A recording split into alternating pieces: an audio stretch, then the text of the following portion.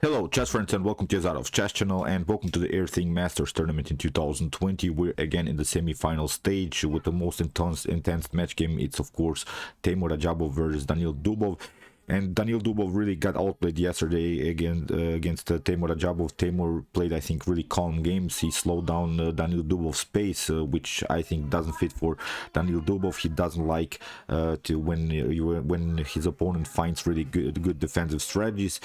Today, it's time for Daniil Dubov to make something happen. He has to win now the match game in order to make it to the additional games and maybe even to the Armageddon game.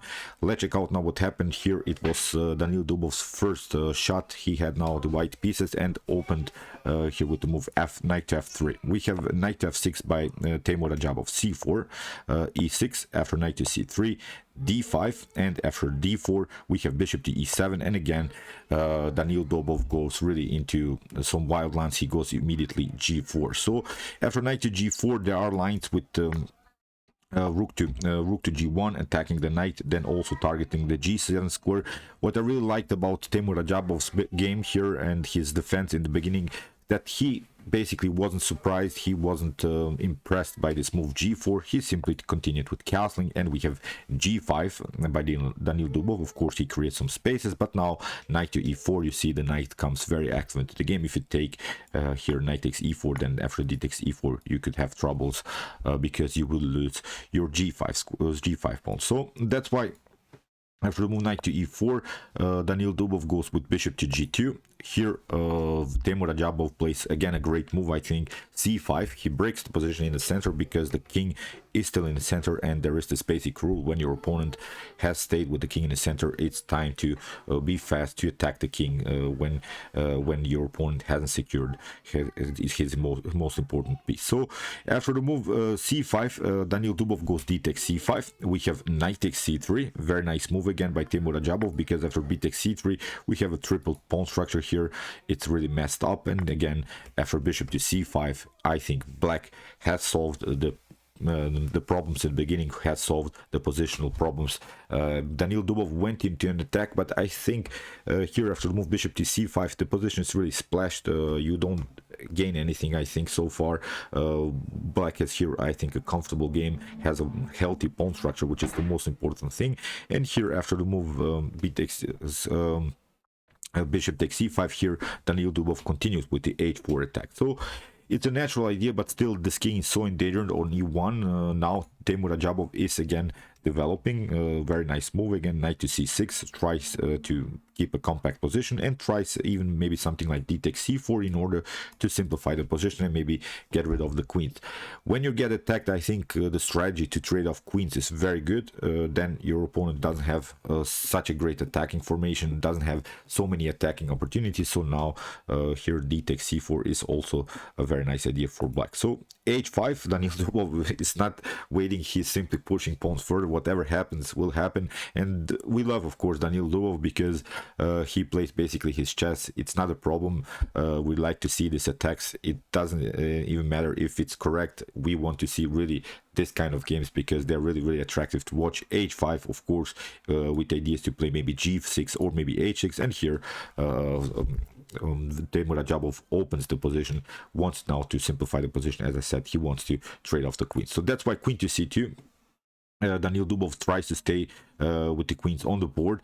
Here e5 by Teimour Radjabov, liberating, of course, this very long diagonal for the light square bishop. The light square bishop, in some occasions, in many of the Queen's Gambit declines or maybe Slav defense games, is really the worst piece on the board. So that's why e5, very nice move. And now rook to b1 played by Radjabov, by Dubov, preventing this bishop to be developed, because if we move the bishop, then you could lose your b7 pawn. So here bishop to b6 played by Teimour Radjabov, which was, I think, a slight inaccuracy, maybe a6, and then with b5 ideas, then bishop to b6. You leave always this backward pawn, and I think Daniil Dubov could face really an uncomfortable game after potential b5. Then these three pawns would storm towards these two pawns on the queen side. This could be very unpleasant here for white. In the game, bishop to b6 was played, and now knight to h4. Here Daniil Dubov targets the weak f5 square. In the game we have f5 anyway by by Teimour Radjabov. And the best way here, I think, is maybe to play bishop to a3. That's at least the suggested line by the end. Bishop to a3 is an equal game for both sides. If you play e4 or maybe rook to e8, is, I think, very playable for both sides. Then rook to d1, maybe something like queen to g5, but still after bishop to d5, white can recapture the pawn, because here we could also try queen to f5, and from this point on I think this could be playable. Queen to f5, knight to f5, and maybe trading off the pawns, the bishops on d5, rook to d5, and it should be an equal game. But here g takes f6 was played by Daniil Dubov. He basically invited now black's pieces into the game, and Teimour Radjabov is here much better. Queen to f6, we have a clear target. It's of course the weak f2 square. The king stayed a little bit too long in the center. Now the only move to defend this is of course e3. We have bishop to e6, and now bishop to e4. So we're targeting of course the h7, and here Teimour Radjabov found really a great move. It's really the best move that's suggested here. After move bishop to e4, queen to h6. It seems like a strange idea to get your queen cornered, but still you cannot advance the pawn on e4, liberating this long diagonal for the bishop, because your bishop is already here. And this move queen to h6 gives now, I think, black great opportunities to play something like rook to f6, followed rook to f8, and here targeting also the weak f2 squared. I think white has really some troubles to defend this position. Really bad setup so far by Daniil Dubov, but we have expected, I think, this kind of a game. We have expected that Daniil Dubov will try to attack. He has to win now the match game. After the move queen to h6, he tried here the move bishop to a3.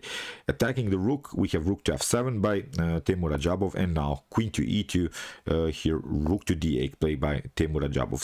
Here maybe bishop to a5 is slightly better, attacking immediately the c3, and many times the engine suggests this move bishop to a5, which is of course very natural. You can target the weak c3 square. In order to defend it, you have to play something like rook to c1 or bishop to b4. After bishop to b4, c takes b4. This is a very annoying pawn, I think.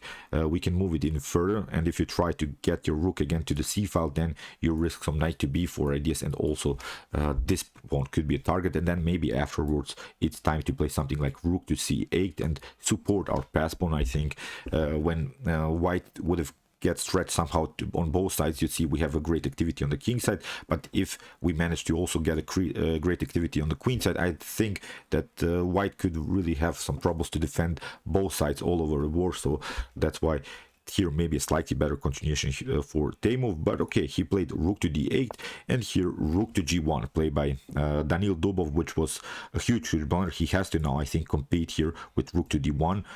This rook is very dangerous. After rook to d1, king to d1, and maybe after bishop to a5, this idea could happen again. King to c2 is maybe playable. Of course, black is much better because black has a better activity, black has a better king security, but at least this could be playable. But he made a mistake, rook to g1, and the queen to f6 was played by Teimour Radjabov. Again, bishop to a5. Bishop to a5 is again much better. Bishop to b4, again the similar idea, c3, rook to d1, now maybe trade off, rook to d1, king to d1, and now knight to b4, I think, wins the game immediately. Bishop takes a2 can be played, this rook can be activated, so it was a bad game by Daniil Dubov, but Teimour Radjabov didn't punish it. He played a much more passive move, queen to f6. It's of course an attack against this square f2, but this can be protected here. Knight to f3, the correct move by Daniil Dubov. He protects his f file, he protects his king. But if you evaluate this position again, I wouldn't love to be white here. There's simply too much tension on the f-file. This knight, I think, is the only piece that needs some kind of an improvement. Maybe we could remaneuver it somehow on the king side. This bishop is perfectly fine. This bishop is very active. Rook and queen battery perfectly fine. This rook is on an open file. I think, as I said, the only piece that needs some kind of an improvement is the knight on c6. So here, bishop to d5. This is now simplified line for Daniil Dubov. I think Daniil loved his this move by Teimour Radjabov, because here he can play bishop to d5. After rook to d5, we have knight to g5, and we can now here play knight to e4, and this could be again a drawish line because we have blocked the position. This pawn can never be advanced. Here after move knight to g5, queen to f5, Teimour Radjabov plays here counterattack on the rook on b1, and again Daniil Dubov makes a mistake. He plays the knight rook to c1. A better idea is here to play rook takes b6. That's even a winning continuation maybe here for white, because Teimour Radjabov made a couple of inaccuracies. He had a better position after rook to b6. You see, after you cannot play a takes b6, then you risk this move e4 and you lose the rook or the queen, so it's a fork and it's a winning game. So you would be forced to play something like rook to d7, and then after rook to b2 we could maybe try rook to rook to d1 and giving up 2 rooks for the queen, and then continue this game. Maybe this could be playable, maybe this could be a drawish line, but in the game, let's go back here. Daniil Dubov played rook to c1. He didn't take the bishop on b6, which could be really dangerous for Teimour Radjabov. Now Teimour tried rook to f6. He gets this rook out of the range of the knight, and we have rook to g2. Again, a new blunder here by Daniil Dubov. Bad move, because he has left now the defense of his first rank, and here Teimour Radjabov immediately realized his attacking possibilities. He played here a great move, rook to d3, because there are now some tactical possibilities around the square. E3, bishop to e3, rook to d3 can be rook to e3 can be played, and you have again some back rank problems. If the queen gets deflected somehow here to e3, then queen to f1 could happen. So now Teimour Radjabov has a completely winning game here. Something went wrong for Daniil Dubov, but to be honest, both players had time problems. They were, I think, in this particular position, or had less than 1 minute on the clock. They had, of course, this 10-second increment, but still, this is very hard to play. You have to play very accurate if you want to make a draw, if you want to win this game. So here, after the move rook to d3, we have queen to g4 played by Daniil Dubov, and now comes this tactical shot, rook takes e3. You cannot take, of course, f takes e3, then queen to f1 will happen, and it's game over. So here, king to f1, played by Dubov. You see the king is very endangered. Queen to g4, rook to g4, and now rook to d3. This is a good position again for black. Black has regrouped, has also gained some pawns, is now up 2 pawns. This game goes now into an endgame, and it's much better here for Teimour Radjabov. So rook to c2, we have h6, kicking away the knight, knight to e4, rook to f4. Going into simplifications, we want, of course, to have now a simplified line without complications, without these rooks on the board. Rook to f4, e takes f4. Again, a better position for black. We have king to g2, and now rook to d5. We have bishop to d6, and now rook takes h5. You see Teimour Radjabov takes another pawn and has now created this distant pass pawn, which is very hard to play against now for white. In the game, bishop to f4. Okay, Dubov can take also another pawn, but now rook to d5. Again, this rook comes very active into the game. We have rook to e2, king to h7. The king has to play, of course, in the endgame stage. King to g6, king to f5. This is now our goal. We want to play much more active with our basically the king has to be always included into the attack. It's not something that you have to protect anymore. The queens are off the board, so it's time now to play much more actively. So knight to d2, attacking the pawn on c4, but here Teimour Radjabov plays a counter attack. Okay, after knight to c4, I can take also now this pawn, and we have now a 2 versus 1 situation on the queen side, but also a 2 versus 1 situation on the king side, and it's completely winning here for black. So knight to d6, attacking the weak b7 pawn, but okay, b6. We have rook to c2, and here Teimour Radjabov played a great counter attack, knight to d4, leaving his bishop hanging, but it's only temporarily, because after rook to c3 we have the fork, knight to e2, and this move Teimour Radjabov saw, I think he had less than 20 seconds on the clock, so great tactics that Teimour found. Knight to e2, fork on the rook and the bishop. We have rook to c6, knight takes f4, we have king to f3, and now knight to d3. Again here king to e4, and again knight to b4, attacking the rook. In the game, a3 was played, knight takes c6. Here Daniil Dubov can also take out this rook, but now knight to a5, cementing the knight. it's a very good strategy. There were maybe better moves with something like knight to e7. It's the suggested line by the engine, but it's not the point about that. I think this was a very pragmatic idea by Teimour Radjabov to fix his knight. Then the knight is not so loose on the board, it cannot be attacked by the king, so now we have this distant pass pawn, and the knight of course doesn't have to play against the distant pass pawn. It's much better again position for black here. Knight to c8 attacking the pawn, but now Teimour Radjabov simply pushes the pawn further. We have knight takes a7, h4, and Daniil Dubov is forced now to get his king to the king side. King to e4, knight to c4 attacking the pawn. We have king to f4, and now g5. Very nice move, because you cannot take, of course. We'll simply push this pawn further, so that's why Dubov has to play king to g4, and now knight to e5, king to h3, and now Teimour Radjabov goes more actively with his king into the game. We have knight to c8, knight to c4 protecting his pawn first. We have king to g4, and now b5. Here there is really only one good move for Daniil Dubov, and he saw it. It was the move f4. It's the only move that gives some kind of hope here for Daniil Dubov, and he played the correct move. But still, if if black plays this game correctly, this is a winning endgame.